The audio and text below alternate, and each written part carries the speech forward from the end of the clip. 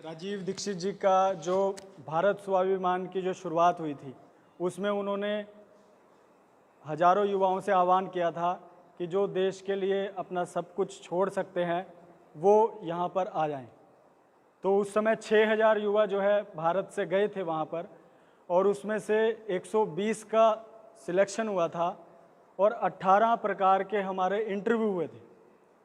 और ईश्वर ने शायद मुझे ऐसे पुण्य आत्मा के साथ रहने का मौका मिला और उसमें मेरा सिलेक्शन हुआ, और 120 में ये पूरी योजना जो राजीव भाई की थी उसमें मुझे काम करने का जो है मौका मिला।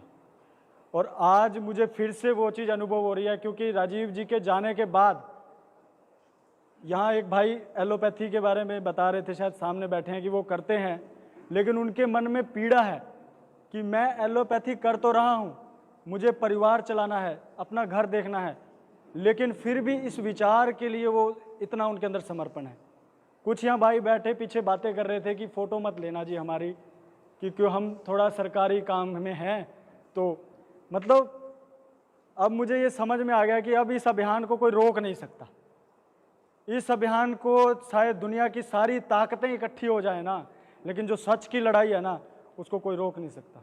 अपने आप को कांटों पे रखने के बाद भी इस पवित्र अभियान के लिए करने को तैयार हैं। तो और मतलब ऐसा जो ये अभियान है, तो राजीव जी के विचारों को लेकर के उन्होंने जो कहा था कि पूरे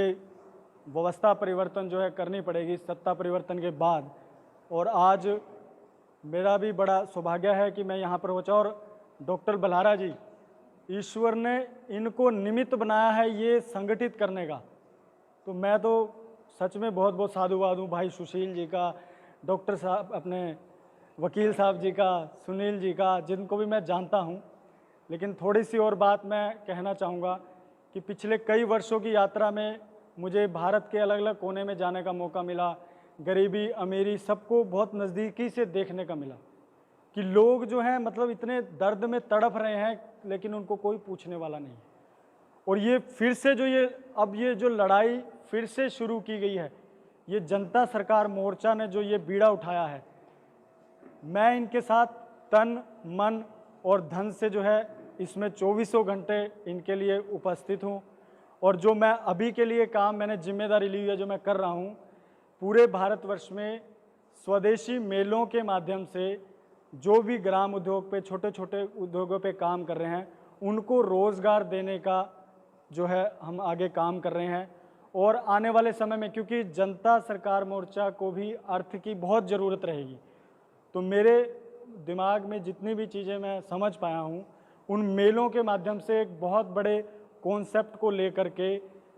जितना भी अर्थ वहाँ से अर्जित किया जाएगा वो इस जनता सरकार मोर्चा के लिए समर्पित रहेगा।